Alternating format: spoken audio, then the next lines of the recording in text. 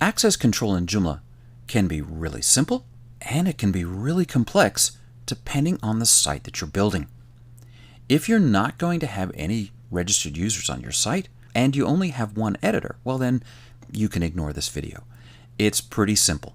Your one user could be a site administrator, giving them access to pretty much everything they'll need, and then nobody else will have access. You might be building a site where you'll want to have people accessing certain content that other people can't, so registered users, or even more levels of access control where some users can do and see some things and others can't.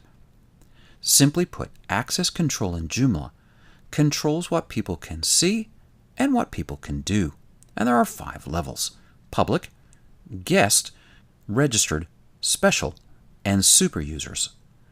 The one thing that's public are people who are on your site and not logged in. Guests are also on your site not logged in, but because you may want to hide some content from registered users and not from guests, then there's this level called guest. Registered users are for people with accounts. Special users are site administrators, and then of course super users, which you are today on your own site. This is all controlled through user groups. You'll notice on the left that the public is at the top, super users is at the bottom, and each indentation indicates a grouping where permissions get inherited. So for instance, under the registered user, we have author, editor, and publisher. Each one of those has more permissions than the one previous, but it by default inherits all of the previous permissions above it.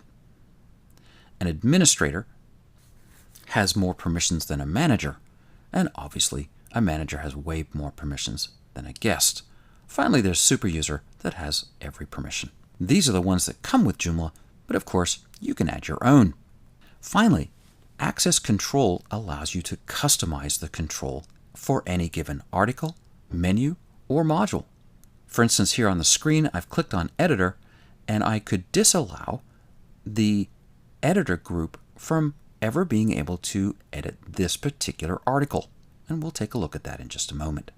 The workflow for access control is to set up a user group, decide the permissions for that group, create the users, and test. So a simple illustration of how I've used this through the years is in a nonprofit organization. I might have a user group called board members. Board members would be able to view articles in the board members category, but nobody else would be able to. I'd then create each user for each board member, assign them to that group, and then create a menu and articles that are also assigned just to the board member user group. So when the public or a guest or even a manager logs into the front end of the site, they can't see that menu item or that content. All right, let's take a look and see how that works on your site. Let's go ahead and click on access levels. Once again, here are our 5 access levels that I mentioned earlier. If I click on groups, here are the groups that we have, and it's quite simple to add a new one. Board members. The parent would be registered. The reason being is registered has certain permissions, and I want those to be inherited to the board members, but I don't want board members to have author, editor, or publishing permissions, nor do I want them to be managers, and of course they're above guests. So I chose registered as the parent so that all of the registered users' abilities would be inherited by board members. Click Save and Close, and so you'll see board members represented here in the list. Click on Access Levels again, and you'll notice that registered users can't read board member content, and that's good. So let's add a new one called Board Members. So let's allow our board members, our super users, and of course our administrators to view the board member content. We won't allow managers, guests, or any other registered users to view this content. Click Save and Close. Now it's just as simple as adding some content. I'm going to click on Content, Article, New Article, And let's call this the Joomlaville board minutes for May. We'll just throw some text in here, board minutes, not a big deal. The category, we probably should have our own category here for board. We can fix that later. But the key thing here is change the access level to a board member. Click Save and Close.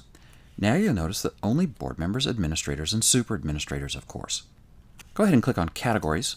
Let's go ahead and create that new category. And we'll call this Board Minutes. Click Save and Close. And then go back to that article and let's put it in the Board Minutes category. Click Save and Close. So we have a category called Board Minutes. We have an article in the Board Minutes category, and access has been given to board members. Click on Menus and add a new menu item to the main menu called Board Minutes. Let's just make it a category list and choose the Board Minutes. The key thing here, this can't be a publicly accessible menu item. It needs to be just for board members. That's the key. Click Save and Close. So if I go over to my site, hit refresh, you'll notice that it's not showing up here because I'm not logged in. I'm going to go ahead and log in, and the board minutes now show up, and I'm able to view the board minutes. If I was logged in as a board member, well, of course, it would show up for me as well. So that's a quick overview of access control in Joomla. It's unbelievably powerful. It controls what people can see and what people can do.